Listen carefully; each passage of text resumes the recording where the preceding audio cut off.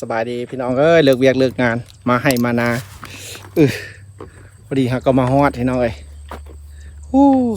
ลุยสู้ชีวิต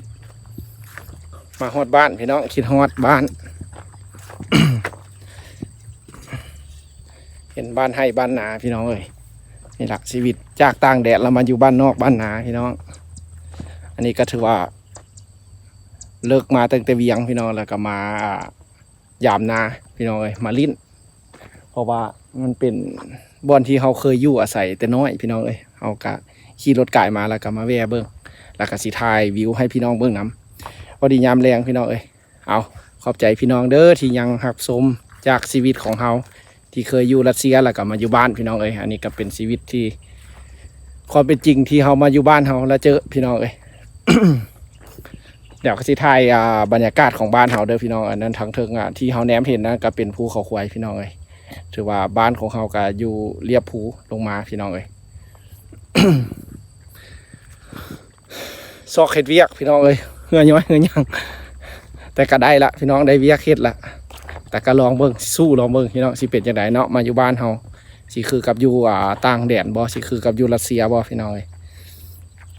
ถือว่ามาอยู่บ้านเขาก็สะดวกสบายแนวนึงพี่น้องเอ้ยการไปกันมา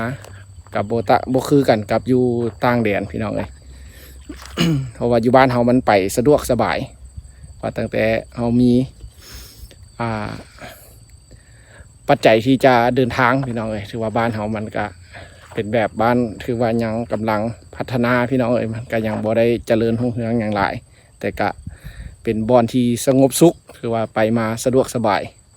เอาเดี๋ยวสิถ่ายบรรยากาศที่บ้านของเขาแล้วก็เป็นทุ่งไร่ทุ่งนาที่พ่อแม่เพิ่นเคยสร้างเคยสร้างมาแล้วก็ถ่ายให้เบิ่งพี่น้องเอ้ยถือว่าก็บ่มีคลิปอย่างมาฝากพี่น้องก็ขอบใจพี่น้องที่คอยให้กำลังใจครับชมพี่น้องเอ้ยถ้าเขามีโอกาสเขาก็สิพาพี่น้องไปท่องเที่ยวหลายแข่งหลายที่พี่น้องเอ้ยเมื่อไปแล้วก็สิถ่ายให้เบิ่งสำหรับการใช้ชีวิตเส้นทางพี่น้องเอ้ยถือว่าคลิปก็ชีวิตของตัวเองล้วนๆขี่รถมาแล้วก็มาจอดไว้นี่พี่น้องเอ้ยนี่แหละคือบ้านเฮากันเลี้ยงแต่สิได้พี่น้องนี่ที่มันต่างจากอยู่ต่างแดนกันเลี้ยงเป็ดเลี้ยงไก่ปล่อยสะสิแหละก็บ่เป็นหยังพี่น้องเอ้ยตุ้ยดีได้แนวนี้นะบ่ได้เกลือหัวอาหารหลายซ้ำกับเป็ดธรรมชาติเลย เดี๋ยวสิถ่ายพี่น้องให้เบิ่งอันนี้ก็เป็นวิวที่อยู่บ้านเฮาพี่น้องเอ้ยถ้าผู้ใดมักชีวิตบ้านนอกบ้านนาพี่น้องเอ้ยอันนี้ก็สิคือกับอยู่เมืองไทยบ่เนาะทุ่งไร่ทุ่งนาบ้านเฮาแต่อยู่เมืองไทยให้นาเพิ่นงามสวยงามหลายกว่านี้ตามที่เคยไปเห็นพี่น้องเอ้ยคันนาบ้านเฮาเป็นจังซี่ได้หญ้าเต็มพี่น้องเอ้ยบ่คืออยู่เมืองไทยเด้ออยู่เมืองไทยเพิ่นเอ็ดละเอียดได้อันนี้บ้านเฮายังซ้ำนี้คือว่าเกษตรบ้านเฮานี่ยังคือว่ายังถือเบาอยู่ยังบ่ได้เอาจริงเอาจังยังเฮ็ดนาแบบดั้งเดิมคือตะกี้อยู่พี่น้องเอ้ยเอ็ดปะละเลยเฮ็ดพอได้อยู่ได้กินแบบนี้นะเพิ่นว่านะเฮ็ดพอแล้วติดแล้วมืออันอยู่เมืองไทยเพิ่นเอาจริงเอาจังเพิ่นจะเสียคันให้คันนาเฮ็ดแบบเป็นเศรษฐกิจใหญ่นี่คือบ้านเฮาก็ยังถือว่าเศรษฐกิจน้อยพี่น้องเอ้ยเอาเดี๋ยวสิเอารถจักรแล้วขี่ขึ้นไปพี่น้องพูดละอันนี้ก็ถือว่าเป็นนาที่พ่อแม่เพิ่นเคยอยู่มาตะกี้ละอันนี้มาทั้งตกลูกตกหลานแล้วก็สืบต่อเฮ็ดพี่น้องเอ้ยเดี๋ยวสิพาถ่ายเบิ่งขี่ขึ้นไปเถิงพี่น้อง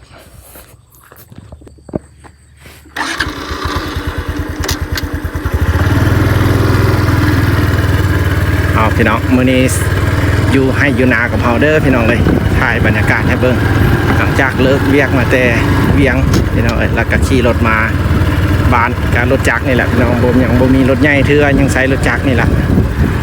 อยากได้อยู่แต่หากสิหาเงินให้มันได้พี่น้องเอ้ยอันนี้ถือว่าเป็นชีวิตจริงของสายโสดเด้อพี่น้องเอ้ยยังซ้อมชีวิตตามหาความฝันพี่น้องเอ้ยสิเจอบ่เจอในวัย30 ปีเอาพี่น้องมื้อนี้อยู่นากับเฮาถ่ายเบิ่งพี่น้องชีวิตบ้านนอกบ้านนาที่บ่คือกับเมืองไทยพี่น้องเอ้ยอยู่เมืองไทยคือสิบ่มีดอกป่าแนวนี้ให้เราเห็นเพิ่นอนามัยหมดแต่ว่าเฮาก็ติดพันกับท้องไร่ท้องนาพี่น้องเอ้ย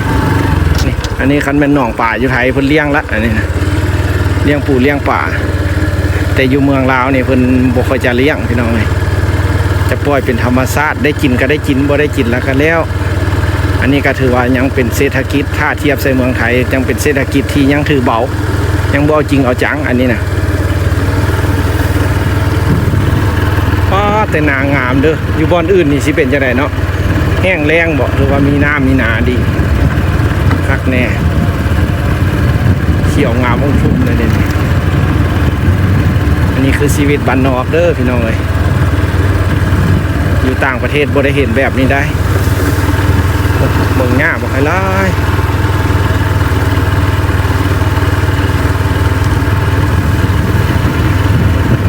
มันกระแทกบอกสาวบ้านเขามาเบิ่งให้เบิ่งงานยามแรงแบบนี้ได้บ้านเขาเศรษฐกิจน้อย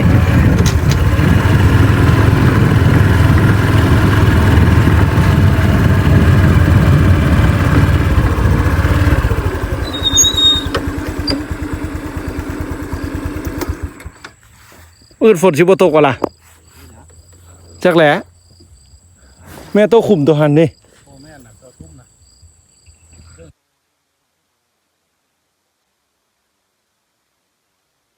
จังมากมันบ่มีน้ำนะ สิบ่ได้เกี่ยวเดือนเก้านี่วะนี่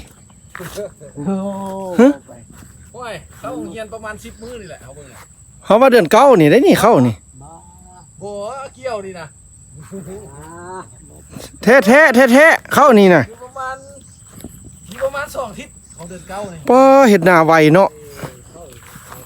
ป้าพี่น้องเอามื้อนี้อยู่ทงนาเด้อพี่น้องเอ้ยถ่ายบรรยากาศบ้านนอกให้เบิ่งเข้าคืองามขนาดพี่น้องเอ้ย เพิ่งเดือนเก้าไป หน้าบ้านเด้อนี่หน้าบ้านอยู่เมืองลาวขนาดแนวนี้กับใครคือเมื่อกี้นี่บ่ได้ขนาดน่ะ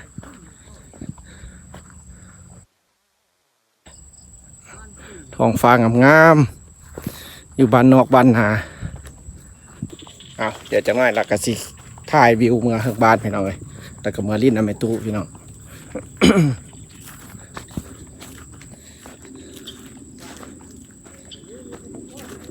ช่วงนี้อยู่กับบ้านนอกบ้านนาก็เด้อพี่น้องเอ้ยเดี๋ยวเก็บเงินได้อยากไปเที่ยวเมืองไทยได้พี่น้องเอ้ยเอาไปขึ้นเมืองเทิงบ้านพี่น้องบ้านนี้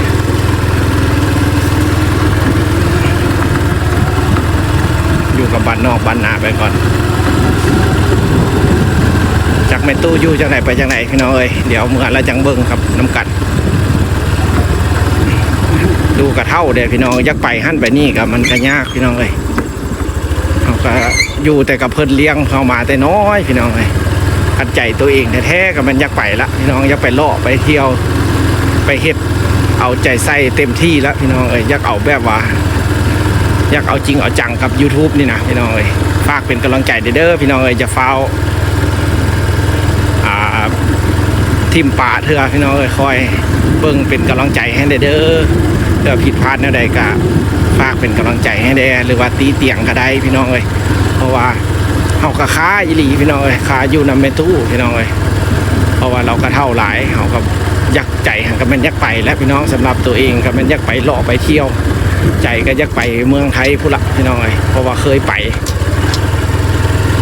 อยากไปเอ็ดเอาจริงเอาจังกับ YouTube นะว่าเฮาเอ็ดก็ถือว่ายังเป็นซองที่แบบธรรมดาพี่น้องถ่ายอยู่บ้านเฮาซื่อๆนี่ก็ขอบใจพี่น้องที่ยังรับชมเด้อให้กำลังใจเฮาก็สู้ชีวิตพี่น้องเอ้ยอยากได้อยากมีอันนี้ก็ถือว่าเป็นเส้นทางที่บ้านนี่แหละพี่น้องเอ้ยถือว่าบ้านเฮามีแต่ทุ่งไร่ทุ่งนาจังซี่แหละถือว่าซ้ำสิกินอาหารการกินเป็นปูเป็นปลานี่นะหาง่ายกินง่ายได้พี่น้องอยู่ท้องทุ่งนาเดี๋ยวปีนี้หักแรงเด้อพี่น้องอยู่บ้านเฮาแรงโบค่อยมีน้ำท่วมติดกี้นี่มันแถวนี้น้ำท่วมเมื่อได้นานี่พี่น้องถือว่าในช่วงนี้ปีนี้ถือว่าฝนน้อยนาแรงพี่น้องผู้ใดที่บ่ได้เฮ็ดนาหนองน่าจะเสียดายเด้หรือว่าอยู่เมืองไทยหรือว่าอยู่ เขตอื่นหรือว่าอยู่ตั้งแข้งหรือว่าแข่งใดหรือว่า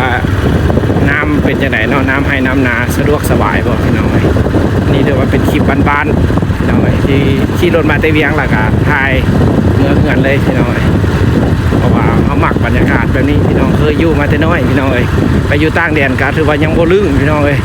เคยไปอยู่ละพี่น้องเอ้ย6-7 ปีรัสเซียก็ได้ถือว่าก็ได้แต่ประสบการณ์มาพี่น้องเอ้ยบ่ได้ทรัพย์สินยังมาได้แต่ประสบการณ์นี่พี่น้องแนวนี้แหละครับบ้านนา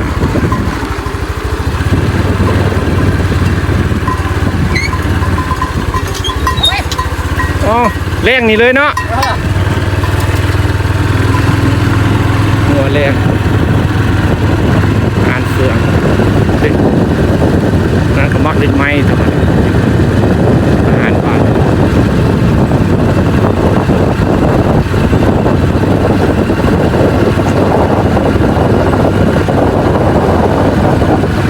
เอาขึ้นมาถึงบ้านพี่น้องเดี๋ยวสิถ่ายแม่ตู้ให้เบิ่งเด้อว่าเราเห็นยังอยู่จังไหนพี่น้องเอ้ยว่าเอากันยังตอนนี้ก็ถือว่ายังใช้ชีวิตกับครอบครัวอยู่พี่น้องเพราะว่ายังไปใส่บ่ได้พี่น้องเอ้ยขาแม่ตู้เพราะว่าคนเฒ่าหลายแท้ได้พี่น้องเอ้ยเฒ่าหลายละ90ปลายปีแล้วล่ะแต่หากเราก็ยอมรับว่าแข็งแรงเบิดเจ็บหลังเจ็บแอวเดี๋ยวนี้นะไปบ่ได้พี่น้องเอ้ยที่ตนเราอยู่เอาเดี๋ยวเอาเมื่อถึงบ้านแล้วสิถ่ายให้เบิ่งพี่น้องอันนี้ก็ถือว่ายังอีกไก่เติบอยู่เสือสิฮอดถึงบ้านพี่น้องเอ้ยแต่ว่าคลิปมันสิยาวเกิน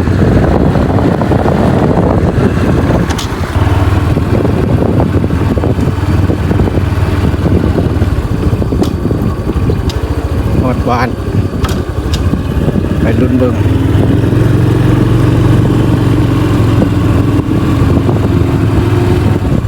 ทางเข้าเมืองสารบ้านนอกบ้านนา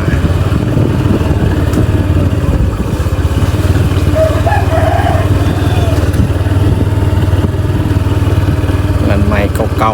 ๆโบราณโอ้นอน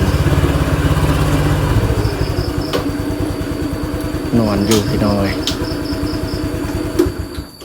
ถามอาการก็เด้อเปลี่ยนอย่างเพิ่น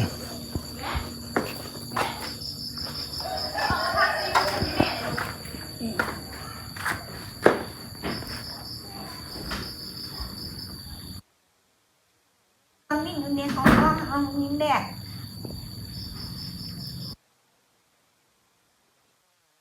นอนลิ้นเจ็บ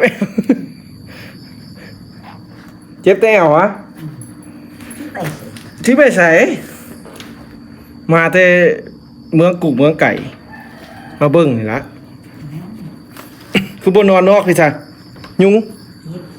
เจ็บนอนอยู่ไหนโอ้แบงโบบี้ให้แม่ตู้เด้รีบแอวให้แม่ตู้เด้แม่ ไข่ควงออกจับ ยุงเข้าอ่ะ จับไปเบิ่ง ถือว่านั่งบ่ได้เลยมือนี่ ได้หน่อยนึง ได้นะเดี๋ยวคอยพี่แล้วพี่เอ้ยกับเวร กำเวนจังได ใส่บัดเข้า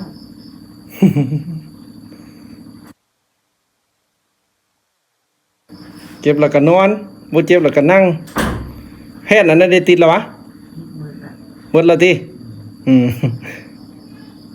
ใครจะกินข้าวแซ่บเนาะ คนนั้นน่ะคำบ่ซอนเขาแซ่บเลยวงจองด้วยเขา พี่น้องเอ้ยเจ็บแอวนอนเรืออยู่เมียนเครื่องเมียนของก่อน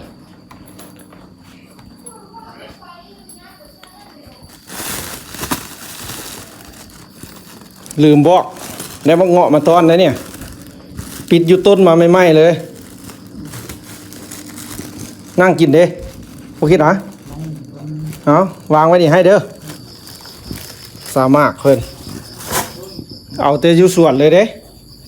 ไปปิดเอาอยู่ส่วนเลยส่วนหมู่กินเงาะซ้ำซาได้กินข้าว